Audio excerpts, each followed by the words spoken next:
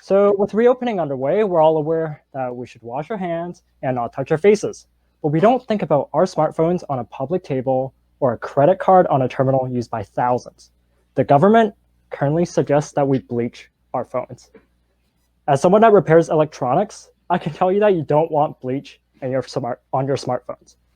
What about UV sanitization, like what they use in hospitals and public transit? Well, right now, personal UV sanitizers are either sold out, insanely expensive, with one selling for $500 on Amazon the other day, and worse still, the low-cost ones are outright scams that use ineffective UVA radiation. Well, what about using alternative manufacturing methods, such as 3D printing, for example? So after I saw this, I decided that I would pursue this project and develop a UV sanitizer that uses an alternate manufacturing method. And 6 prototypes later, the SaniCube was born. It's an open source UVC sanitizer that anyone with a 3D printer and basic electronics experience can build. The components are UL listed off-the-shelf parts that are used in consumer products. Whoops. For example, the door interlock switch that's used on a SaniCube can be found in nearly every single microwave oven. Following design for manufacturing principles, my component selection, novel circuit design, and optimization of the 3D printing method brings the total cost per unit to under $10. It's simple to use. Your items go on the rack, the rack goes in. 5 minutes later, based on data from a recent study, enough UV energy is delivered to effectively destroy all viral particles.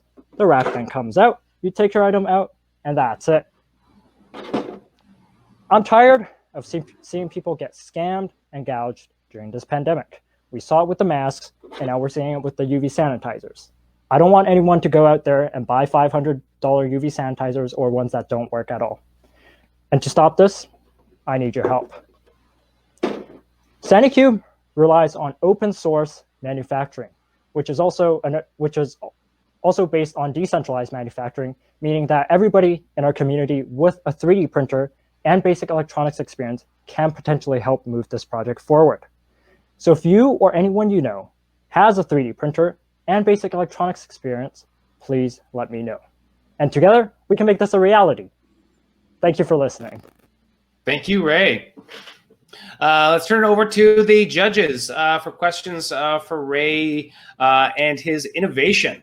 Now, of course, just to get them warmed up here, Ray, now, of course, were you thinking about, I'm curious, were you thinking about something like this before the pandemic hit? Or is this something that is like a brand new innovation that you just came up with? So at the start of the pandemic, my mom was an essential worker, so she still had to go to work throughout the past 2 months. And one of the things she wanted was a UV sanitizer for her compass card, smartphone, personal belongings, things that just would come into contact with high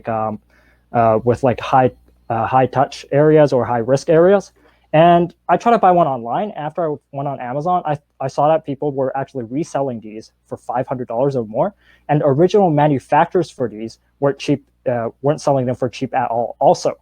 I even saw ones that were actually just straight up outright scams. You can tell that they use ineffective UVA LEDs just from the price and also from the pictures that they were showing. So UVA shows up as like this purple light, where the correct radiation to use for germicidal applications, UVC or 285 nanometer UVC, shows up as should be invisible and also produce ozone.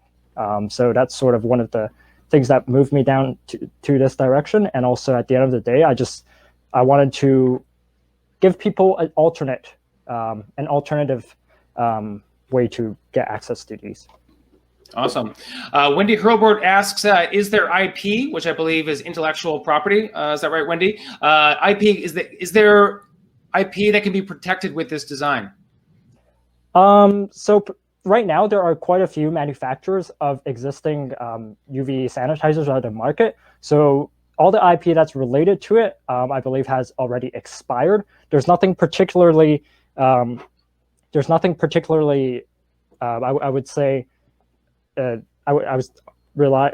I would say that the design relies on in terms of IP protection. So I wouldn't say at this point that there's any IP issues for this. Okay. Meredith Powell asks, do you foresee people using this kind of solution even after this particular pandemic has passed? Potentially. So we all know that smartphones are probably one of our dirtiest things that we come into contact with. You know, we're on them all day. We grab a door handle. We're touching our smartphones, and like the government currently recommends that we use bleach on our phones. And yeah, even after the pandemic that has passed, I would say that this would be good for all sorts of personal belongings and our smartphones. And right now with this design, I would say I'm currently on this current design is actually one of the release candidates. So I'm putting this out there. If people actually want this right now, feel free to shoot an email to me. And I have my own 3D printers, and I can actually get a few of these made for you. Okay. Well, thank you so much, Ray.